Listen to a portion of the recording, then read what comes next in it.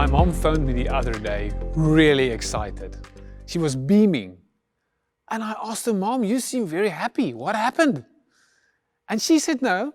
For the first time in her life, she redeemed her e-bucks to buy a pressure cooker, a fancy pressure cooker. And she was so glad that she could just walk into the store, look at the pressure cooker, and pick it up, put it in her cart, and scan her e-bucks card by the cashier, and then walk out with no transaction against that item. And she couldn't believe it. She just redeemed this fancy pressure cooker with e-bucks that she probably stored over many years. Now, we redeem many things in this life. We redeem everything from coffees to relationships and everything in between. And we like redeeming things because it's kind of free, but it's not, but it seems free. Now, when we look at the book of Psalm and what David wrote in Psalm 103 verse 4, we see the following. David writes, He redeems me from death and crowns me with love and tender mercies.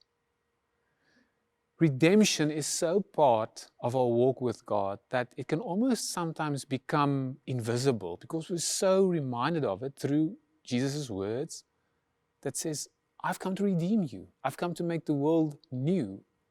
But in our daily lives, this invisible redemption theme can escape us. Since we're talking about reflection and gratitude, it might be a good idea to take a moment today and think back on the spaces in your life where you have experienced God's redemption, be it relationships, be it breakthroughs, be it hopeless situations, that at the end of the day, something happened that had a quality of redemption.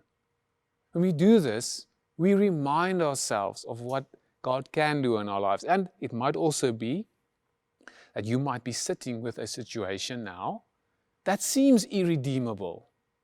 That seems as if there's no way out, and you might have spoken to God and you might not feel that you've reached Him. You might not want to speak to God. But today I want to encourage you to look at the words and read the words that David wrote. David believed that God redeems everyone and that there's a crown of love and tender mercy that comes with the redemption. The reality is all of us need God's redemption in our lives, not just when we give our hearts to Him, but in things that happen to us. In seeing and being grateful, we first need to move towards redemption, redeeming situations that hurt us, that anger us, frustrate us. All those emotions can be redeemed, but they cannot be redeemed from a heart that's not open or intentionally walking towards redemption. David, he needed a lot of redemption, and for him to acknowledge that God did redeem him and God did crown him with tender mercies says something about the capacity of God's love and His attention and His fatherhood for our deepest hurts and our deepest frustrations.